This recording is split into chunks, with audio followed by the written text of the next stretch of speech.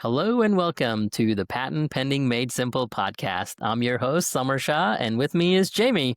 Jamie, how are you? Hey, Summer, I'm good. How are you doing? I am doing all right. I think we're going to talk about one of my favorite topics, examiner interviews. So, are you ready? I'm ready. I think examiner interviews are a great tool. So, yeah, let's get into it. Yeah, I was partially joking because I actually never used to do examiner interviews when I worked at my old firm because we never got anywhere. And every time when I worked with a partner or a supervisor, it would just evolve or devolve into like just a yelling match. So I never got a lot of good training on how to do examiner interviews. So I've kind of developed a framework for myself that I think works, but I'm actually also curious to hear your perspective because you were on the other side of this. And I'm curious to see if some of my thoughts actually translate into reality from an examiner perspective as well. Yeah, that's interesting. I mean, I've heard stories about that before where these interviews get heated and one side or the other is like yelling at each other. And I've never personally seen that happen. And even as an examiner, I never had that happen to me. So, but I know that these things do happen. I mean, emotions get involved and people are trying to defend their positions and they can get heated, but I've never personally had it happen to me. So that's funny that that was your experience. Yeah.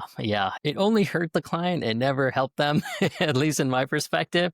Yeah. Although we do things very differently now, Jamie. And I think every examiner interview that we do helps the client by a lot. And I think we do an examiner interview in almost every single case, every time we get an opportunity to do so. What do you think? Yeah. I mean, I try to, if the application is a good candidate for an examiner interview, I try to do them as often as I can because, like I said at the top of the episode, I think they're a great tool for just kind of gauging where your examiner is at. Some examiners are really reasonable, some examiners are really difficult, and it's hard to tell just from the written communication that you receive from the patent office, kind of which side your examiner is on. So I think that the interviews are a really good way to figure that out. And then, Hmm. if you end up figuring out that you have an examiner that you're pretty sure is going to be unreasonable, you want to get that application in front of somebody else as soon as you can, which means appealing the examiner decision. So I think interviews are a great way to help you figure that out. Yeah, I really like how you think about this is to be outcome driven before you walk into that meeting, right? I've always noticed this about your examiner interview. You are trying to figure out what should be the next step after this interview, right? Should it be a response? Should it be an RCE? Should it be in a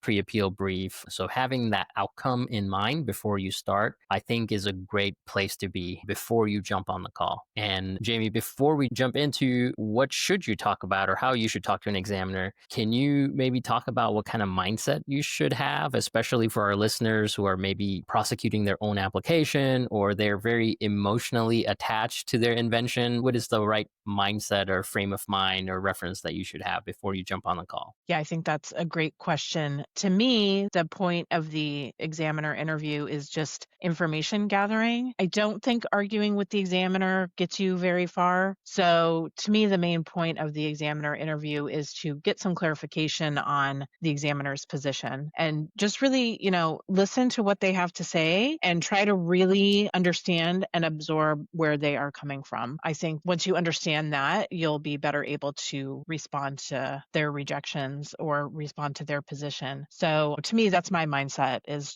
I'm just information gathering here. And whatever information I gather from this interview will help me make a decision on where to proceed with the application. So what do you think, Summer? What's your headspace going into an interview? Yeah, I always think about it as I want to find some common ground with the examiner, right? And I want to do it on a couple of different planes. One, I want to do it on a personal level, right? Like you're more likely to reach an agreement with somebody that you like talking to, right? Or have some rapport with. So I say, okay, well, I'm going to try to build a rapport with the examiner on a human level, right? Just like who this person is, what takes them off, or what do they enjoy about the patent process or working in the patent office. Like there's so many things you can build rapport with somebody on. So I try to build some rapport because it makes the tougher conversations a little bit easier easier later, right? Because they're coming. But the second thing I want to do is find common ground on an application. So when you disagree with people, it's very easy to pick out the thing that you disagree with them about, right? So like really zero in. I think it's just human nature to zero in on like where the examiner is maybe wrong or where you disagree. But I kind of flip that usually. I'm like, okay, I want to find places where we agree on, right? So, and then I want to build my conversation around those points of common ground, things that we agree on. Because in any patent case, I think the examiner and the applicant agree on more things than they disagree on. And I think instead of focusing or starting off on that disagreement, I focus on the agreement and then work my way myself into the points of disagreement. Yeah, that's a great strategy. And sounds like a great way to proceed.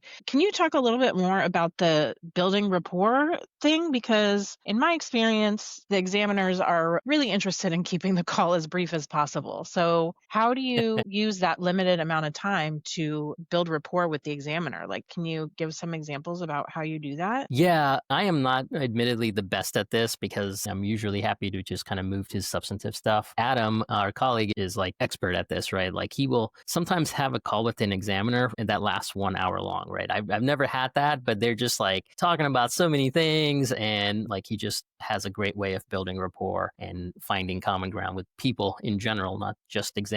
So this is going to be a little bit personality driven, but I'll make some comments here and there, right? Like I'll say, oh, like if I know they live somewhere, I'm like, oh, the weather is like this. Or if we're about to talk about a rejection and I'll ask them like, hey, do you see a lot of these? Or like, hey, have you heard a lot of pushback on this? Or I'll just make some comments here and there, right? That like will either make them like something that they will super agree with or super disagree with, right? And that's a great way to just have a couple of sentences about those things and a way to build rapport and being like, oh, we understand each other on a human level, right? We're just not just a piece of argument on a piece of paper, right? We are actual human beings and we're in this together. So that's kind of try to orient people that way, like, hey, we're in this thing together. Yeah. Okay. Yeah, that's great. I'm sure that's really helpful for setting the tone of the call. Yeah, like my favorite things to do is like, oh, do you get a lot of these? Or like, oh, I bet you've heard this argument like 100 times, right? Like, or hey, I bet this argument is probably very annoying to you, right? So Right. Right. it's just like things that we can agree on, or things that will maybe like they have some emotional attachment to, are great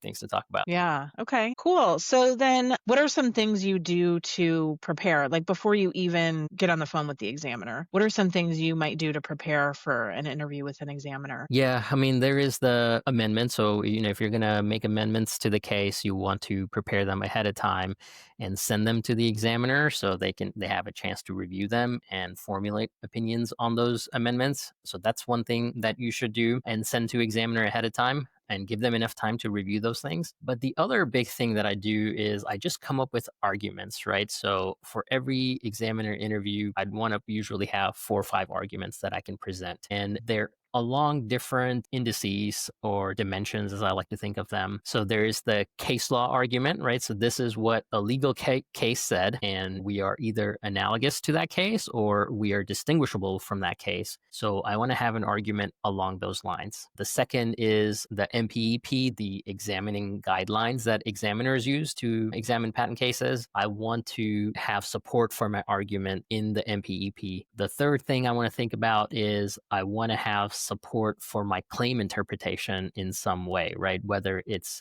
through distinguishing the claims from dependent claims. And then the fourth thing is to have support for my arguments in the specification. So I'm going to highlight 2 or 3 paragraphs in the specification that I can rely on because I know we're disagreeing about this term and my interpretation is supported by these things in the spec. So those are usually the things that I like to think about before I hop on to the interview. And then I like to usually rank them, right? So I want to rank them based on the strength of the argument, which can help me present these arguments. We'll talk about that later, I'm sure. But at least in my mind, I want to rank them from strength perspective. Jamie, what about you? Yeah, wow. I mean, I think the cases that I work on are usually more cut and dry than what you do. So, yeah, I mean, I usually will send the examiner an agenda ahead of time, which for the most part just consists of a proposed claim amendment. I'll send it to them and say, here's what I'm thinking. Here's what I want to talk about, so that they have time to prepare and they have time to analyze my proposed claim amendment in view of the art that they're citing or the art that's been cited in the case. So yeah, that's pretty much what I do, is just prepare a proposed claim amendment and kind of think about the arguments I want to make as far as why those claim amendments define over the prior art. But like I said, I think my cases are usually a lot more simple than yours. I think you might be underselling yourself here a little bit, Jamie, because I've always found you super prepared on every examiner interview that I've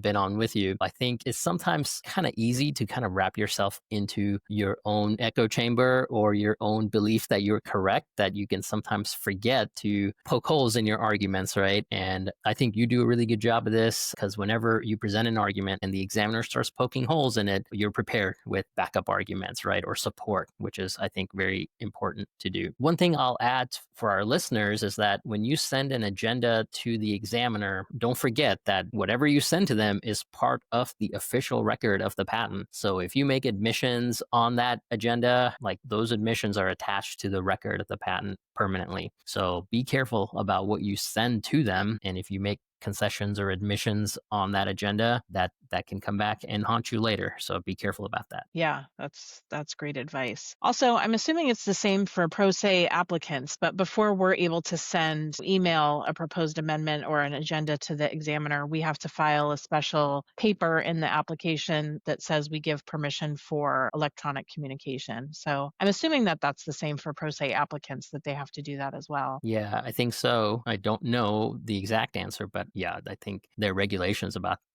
this at the patent office, so they would have to follow the same rules, I imagine. Yeah. Okay. And then earlier you mentioned about having some arguments based in case law. I think that's one thing that I tend to not do, because examiners, you never know if your examiner is going to be proficient in case law or whether they're going to care about it or not. Some examiners are attorneys and some of them are not. And I think for the most part, the examiners rely on the MPEP, the Manual of Patent Examining Procedure, and not so much on case law. So I kind of tend to shy away from case law, but have you had much success with that, Summer? No, I wouldn't say much success, but I still like to have them on hand, because I deal with a lot of 101 cases, and I especially get pulled into like the hardest cases, right? Where an additional perspective is needed. In those cases, some examiners are like really aggressive about how they cite case law. So they'll lead their rejection with cases, right? Where something was found to be an abstract idea. So if they're relying pretty heavily on case law, then I need to meet them where they are, right? So different examiners will have different comfort level with case law. And for those who are going to use cases against you, you need to neutralize their application of that case law with your own cases, or by reading the case more carefully than they have. So they'll say, well, your case is like this other case where it was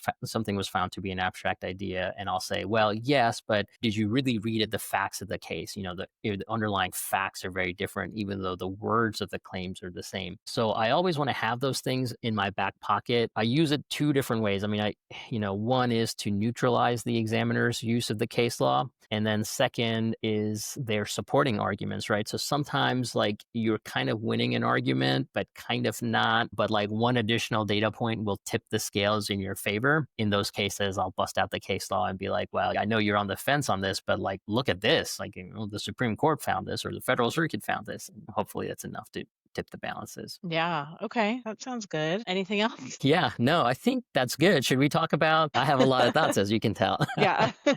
Should we talk about what you do when you get on a call with the examiner, Jamie? What is your approach? How do you like to structure that call? Yeah, I usually kind of start with an overview of the claimed invention, and then I might talk a little bit about the inventions or the devices or whatever that are taught in the prior art that they're citing against us. And then I will talk about sort of my overall general strategy and what I was trying to go for with the claim amendment, and then ask, did you have time to look at the claim amendment? What are your thoughts on it? And then listen very carefully to what they are saying and whether they agree with my claim amendment or don't agree with it, and why they don't agree with it. That's kind of the general path I tend to take with my examiner interviews. What about you, Summer? Yeah, I think that's a great approach. I try to do something similar, but I try to usually because I have several arguments, I want to probe the examiner a little bit about how strong their conviction is about various arguments, right? So, one of the things that I see happen all the time with these examiner interviews is that the examiner will take lead on the interview, take you to the place where their argument is the strongest and your argument is the weakest, right? And they will try to end the call at that place, right? They start there, end there, not a very productive call for our clients. So, what I try to do is avoid getting into an argument with the examiner for as long as I can. So, if the examiner starts taking control of the call and they take us to a place where we're weakest, I'll say, "Oh, that's a great point, examiner. What about this? Have you considered this argument?" And then they'll respond, and they will either respond with a lot of conviction or they'll respond with a very low amount of conviction. And I'm just making a note of that. And then I'll say, okay, well, that's very helpful perspective. What about this, examiner? Have you considered this? And then I'll kind of gauge what their level of conviction is about those things. And I'll just keep going down the list. I'll actually avoid arguing with them for as long as possible, right? Because the human tendency is to hear them make an argument that's garbage and to just like jump on that right away, because like you're so emotionally wound up in this thing that it's like preposterous to you that somebody could say that about your case. Like it's just a totally unreasonable interpretation. But even when I hear something unreasonable, I just keep it moving and I keep probing and seeing where are the chinks in the armor, so to speak. So I like to kind of